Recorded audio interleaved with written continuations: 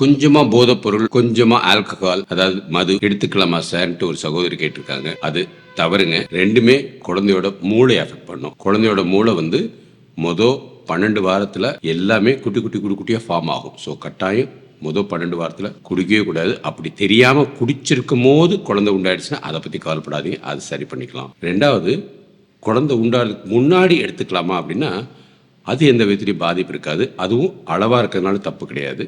But போதைப் பொருள்களும் ஆல்கஹாலும் உடம்பு கெடுதல். அது கர்ப்பிணியாக இருந்தாலும் சரி, கர்ப்பிணி இல்லாமல் இருக்கிறவங்களுக்கும் சரி.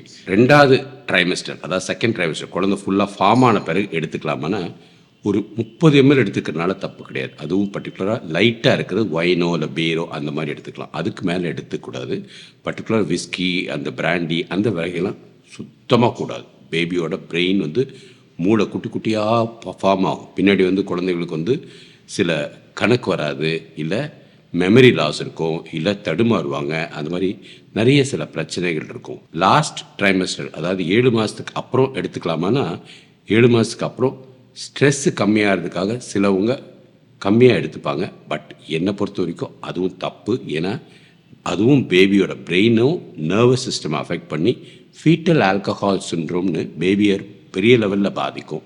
வெளிநாட்டில் நான் இருக்கும்போது அங்கே நிறைய பெண்கள் வந்து இந்த போதைப் பொருளுக்கு அடிமையானவங்கள தெரியாமல் கன்சீவ் ஆயிடுவாங்க. அவங்ககிட்ட குழந்தைய அபார்ட் பண்ணுன்னு சொல்ல முடியாது. அது அகெயின்ஸ்ட் எனி ரிலிஜியன் இல்லையா? அப்படியும் அவங்கள பக்குவமாக பார்த்து அரசாங்கமே அவங்களுக்கு கொஞ்சம் கொஞ்சமாக அளவை கட்டுப்படுத்துகிற அளவுக்கு போதைப்பொருள் கொடுத்து அந்த பேபியை வந்து பிறந்த பிறகு பேபியை காப்பாற்றி பேபியை அந்த அம்மாட்ட கொடுக்காம வெளியில் யாருக்காவது அடாப்ட் பண்ணி கொடுப்பாங்க. பட் அந்த பேபி பிறக்கும் போதே ஒரு கிழவி மாதிரி உள்ள ஒரு தோல் இருக்கும். பார்க்கவே ரொம்ப கொடூரமாக இருக்குங்க. Foetal alcohol syndrome. ஸோ நம்ம சமுதாயத்தில் இந்த பிழை இல்லாமல் இருக்கிறதுக்கு நம்ம சமுதாயம் ஒற்றுமையாக இருக்கணும்.